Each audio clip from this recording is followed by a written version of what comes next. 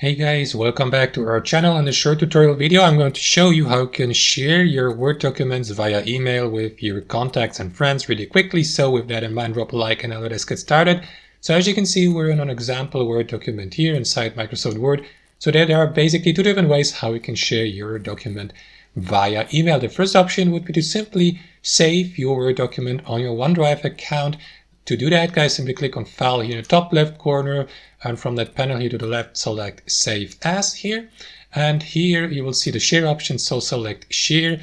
And after that, you will be given access to that window here. So what you want to do, guys, is simply click on your OneDrive personal account here so that your Word document will be automatically uploaded to your OneDrive account so that you may share it through Microsoft Outlook via email with your contacts and friends. That's the first option. The other option would be to simply save your Word document on your device and attach it to an email and to send it via your preferred email provider like Yahoo or Gmail. That's basically it, guys. That's how you do it. Hope you enjoyed the video, got some value from it, and I'll see you later.